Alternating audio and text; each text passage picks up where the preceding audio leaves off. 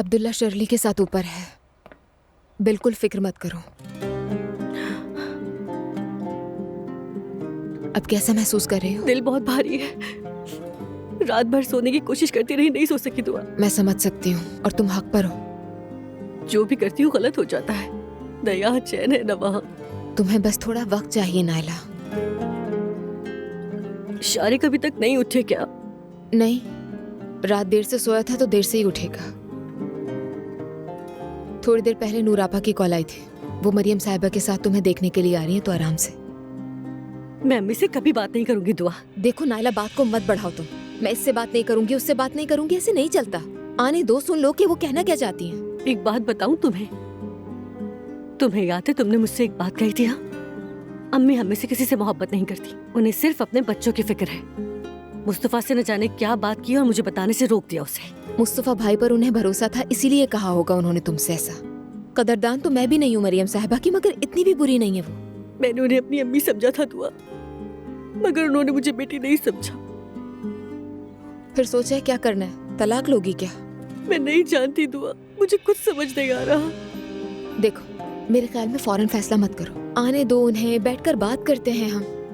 उसके बाद भी अगर तुम वापस ना जाना चाहो तो यहीं रह सकती हो मेरे घर में, कोई भी तुम्हें यहाँ से जाने को नहीं कहेगा। अब्दुल्ला भी रह सकता है। क्या सच में? इसलिए तुम अपना दिल मुतमईन रखो। दुआ, बहुत शुक्रिया तुम्हारा, तुम हो तो हिम्मत रहती है, तुम मेरी सबसे करीबी दोस्त हो।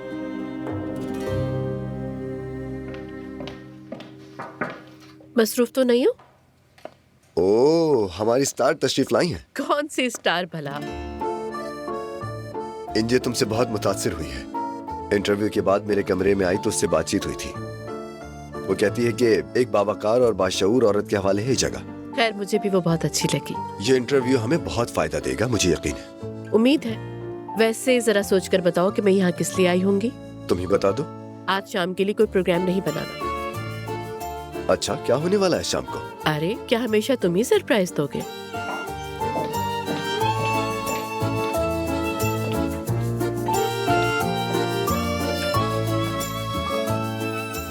ये क्या कर रहे हो तुम यार?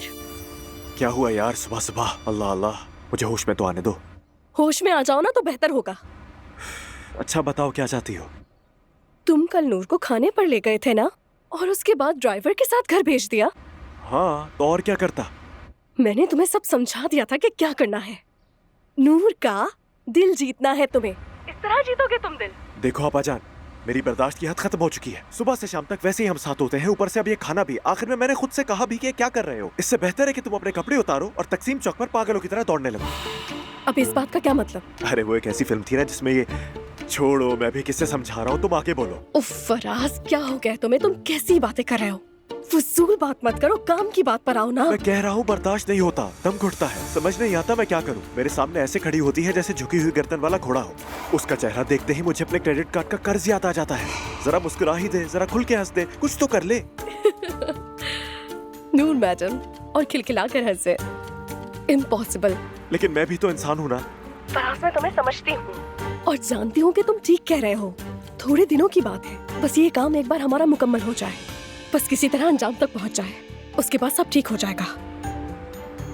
ठीक है, ठीक है, क्या चाहती हो बताओ। मेरी कॉल का इंतजार करना।